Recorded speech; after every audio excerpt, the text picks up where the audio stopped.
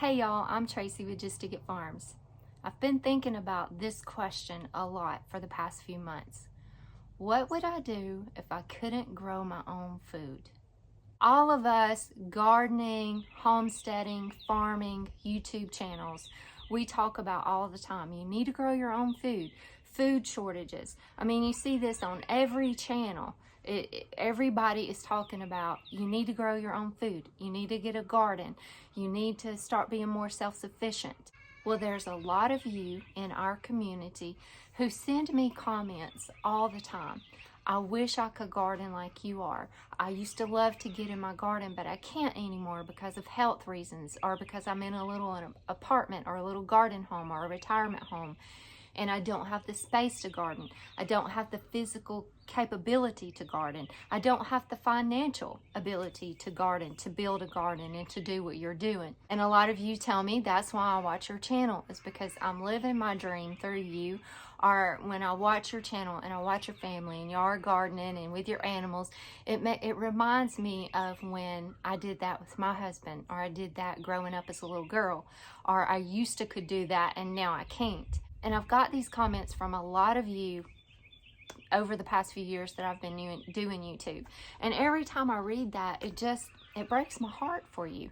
Because if you're watching our channel and you're talking about how much you love to garden, but you can't get out and do what you love to do, that breaks my heart for you. Because I couldn't imagine not being able to garden. That's my passion. I love it. And I couldn't imagine a physical disability stopping me from being able to garden. So I really have been thinking about you all and thinking about that question, what would I do if I couldn't grow my own food? The first thing that I thought about was if I could physically garden, but I just was limited. Like I couldn't squat, I couldn't get down. There were certain things that I couldn't do and the labor of it was too much for me. But I could still get out and garden some, but I just couldn't do the intense labor of it. Well, I thought what would really be a good idea, I've seen this. I had a friend that used to come to Petals and shop with me. He worked with the elderly at a nursing home, and he designed and built these raised bed gardens that he told me about.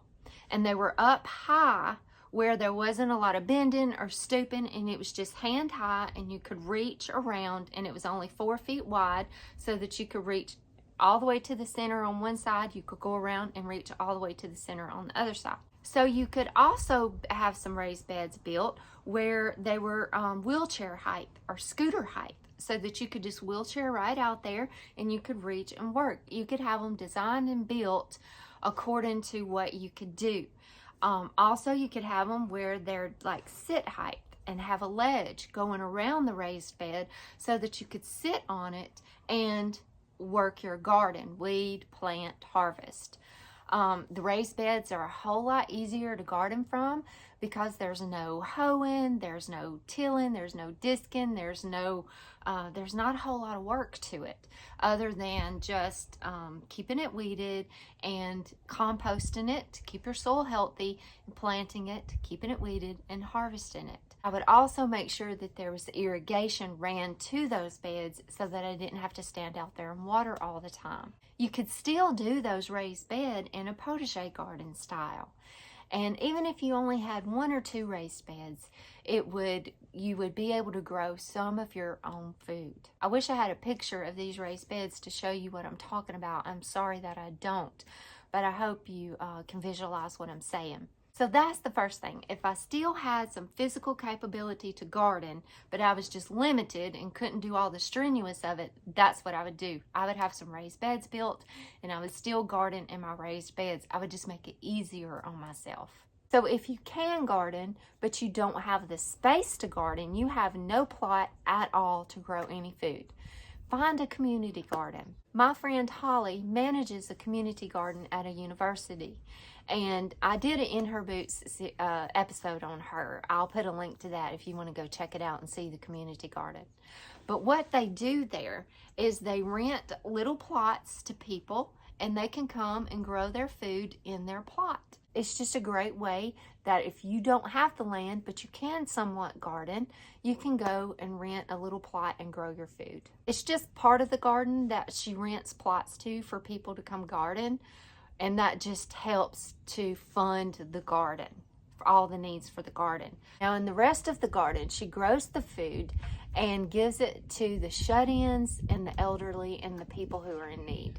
So maybe you can find a community garden near you that you could either rent a plot from, or maybe you can sign up for some assistance and they'll bring you some locally grown, fresh, healthy food. Something else that I would do is I would grow a lot of container gardens. So whatever area you have, whether it just be a small balcony, or if you had a porch or a patio, or just a little area right outside your door where you could have some pots, maybe a GreenStalk, maybe some window boxes on your house that you could actually grow some things out of it. You know, I use my window boxes for pretty things like pansies and violas and ivy and dichondra and all those kind of things. But you definitely could grow herbs in your window boxes, and then you could just snip them and put them in your dishes. You could grow strawberries in your window boxes. There's all kind of lettuces, kales, there's all kind of different things you could do in the window boxes. And those window boxes could be on your house. It could be like window boxes that are actually like iron or something that hang off of your balcony, and you could hang those off your balcony and grow some food in those. I definitely recommend a GreenStalk. They are excellent. You can grow a lot of things in a GreenStalk, and if you get the ones that have like the deeper pockets, you can actually grow tomatoes and carrots and all kinds of different things in a GreenStalk. Right now I have pansies and strawberries in my GreenStalk. Before that, I grew herbs in my GreenStalk. And then when they got too root bound, I took them out and I planted them in the garden. And then I replanted it with strawberries and pansies, and they're doing lovely. Pansies is an edible flower. So you can do a lot with the pansies. You can make cookies.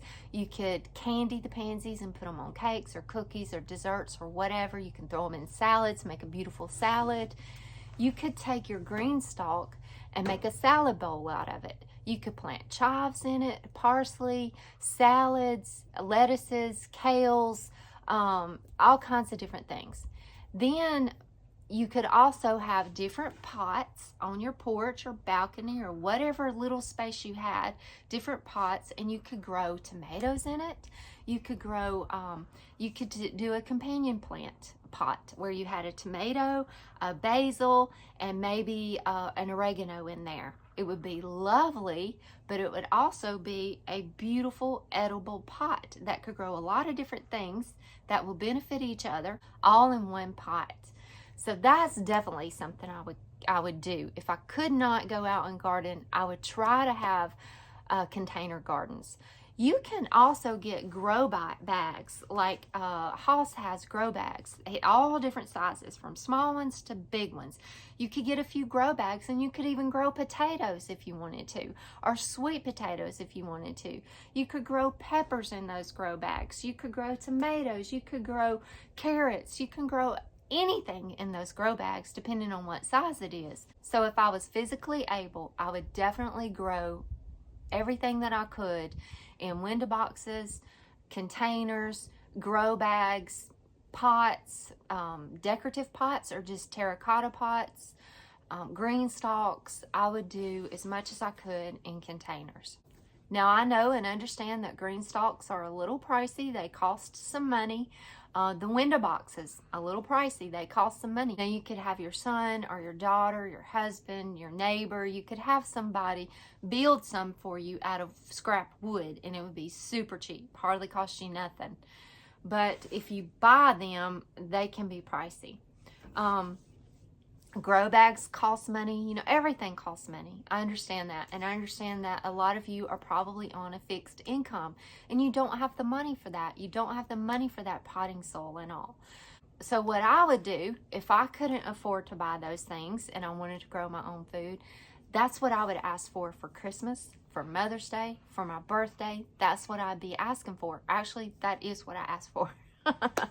is I ask for soil and garden tools and plants and containers and wood for bed borders and loads of compost. That is what I ask for. So, but that's what I would do. I would ask for it as a gift, you know, all the time. My kids will say, Mom, what do you want for Christmas? What do you want for your birthday? Nothing. Don't worry about me. I want you to take care of you. Don't worry about me. I'm fine. I don't need anything. Well, take them up on it. Take them up on it. Say, hey, you know what I really want for Mother's Day? All of you can go in together and get me a GreenStalk, fill it up with potting soil, and let me plant it. Or plant it for me. Or you could tell them as part of the gift, you want the GreenStalk, you want the soil, and you want them to get the plants for you and plant the GreenStalk. And you could tell them what plants you want. Maybe you could have a day together at a nursery and pick out the things that you want to grow. Or you can just buy you some packs of seeds. You can grow a lot of things with seeds and it doesn't cost that much money. I think that's a couple of great ways to be able to grow some of your own food, to be able to get your hands in some soil, you know, pick out what you want to grow it, harvest it, tend it a little bit. It's not just about growing healthy food and eating healthy food for your body. Gardening is such a mental thing too. It just lifts up your spirits. It just connects you with nature, and it just mentally, emotionally, physically makes you feel better when you can garden. But then I thought, what if physically I couldn't do any of that? Then what would I do? The first thing I would probably do is I would try to think of someone that you know that gardens. Someone you know that has a small farm or a small garden. They do a garden in their backyard, whether it be your family, friends, maybe a garden club. Is there anybody that you know that gardens or that is interested in gardening? If there is somebody you can think of that you know, I would go to that person and tell them, look, I'm physically not able to help you work the garden, but I would love if we could partner together in some way, and maybe I could buy some seeds. Maybe I could contribute a little bit of money for soil or fertilizer or compost. Or maybe if you can physically can or help preserve food, or you could sit and snap beans and shell peas, or you could help wash the produce and prepare it for canning or preserving. Maybe that's something you could do. Maybe you could go to that person and say, hey, I can do this. I can contribute this. I can't physically do the labor, but I can contribute this. Could we maybe partner together and I can do these things, or I could help contribute in this way if you could grow some food and share it with me? I personally would do that. If an older person that lived in my neighborhood that was close to me come to me and said, hey, I will contribute some money for seed and soil if you'll grow me some food and share some of the food with me, I would definitely do it. Everything that we grow here, we share with our family, with our kids, Jean's mom and dad, my mom, my brother, sister-in-law, and little nephew. We try to share what we grow here. And a lot of times, I grow the food, and my mom and Jean's mom will get together. We've started doing this. We'll get together and can and preserve it, and then they'll take some home. So I think it's just about community and partnership, and here's what I have to offer, and here's what they have to offer, and can we work together, and maybe you could share some of your produce with me. I think that's a lovely way that you can partner with somebody else and give what you have to offer, and they can share some food with you. I just think that's a great way to do it. Plus you're building a relationship with somebody. Now, what if you can't think of anybody like that that you could partner with that's growing a garden? Well, there's CSAs that you can participate in. That is Community Supported Agriculture is what it stands for. So what CSA is it's actually a food subscription that you're buying, and each week you'll be delivered a basket of whatever is being harvested that week by the farmer. Now what you'll do, you'll pay for that food up front. It's a subscription, so you're buying it up front. And what that does is it gives the farmer revenue to be able to buy their seeds, their soil, their whatever they need to grow the food.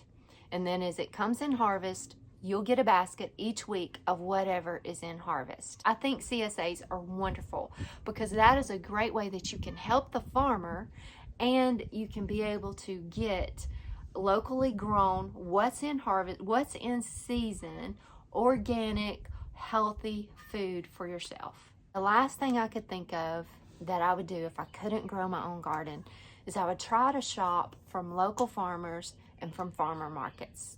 And then that way I knew that I was getting healthy, locally grown food, and I would be helping local farmers. I also thought, what would I do if I couldn't garden for my mental health? Because gardening is as much about my mental health as it is my physical health for me. I thought what I would do is I would share the knowledge that I've gained my whole life and my whole journey. I would make sure that I shared it with others. I would find some kind of platform to be able to share the knowledge that I have and to encourage younger gardeners and younger farmers that they can do it and to grow their own food. I would try to find some way to be able to share that, whether it be through a library, maybe finding a library, maybe finding a garden club that you could be a part of and that you could maybe speak at and share. Maybe it's just finding one person in your life that you can encourage and you can share what you know and your knowledge with them as they're learning to garden and farm. So I hope this has given you a few ideas of some things that you could do, or maybe some things you could look into doing, because I know food prices are absolutely ridiculous right now. We grow food and our grocery bill is still ridiculous, and everywhere you turn it's talking about food shortages and you need to grow your own food. And if I didn't have that option or ability to grow my own garden and grow my own food, it would be a very distressing thing right now. So I just wanted to be able to give you guys a few ideas of maybe some things that you could do. Thank you all so much for joining us on our journey, and thank you so much for all of your sweet, sweet words of encouragement and your wonderful comments that you send us all the time. Thank you so much. Jean and I are so grateful for each and every single one of you, and we pray for God's blessings, for His protection, provision, wisdom, and guidance for each and every one of you. And we'll see you on the next video.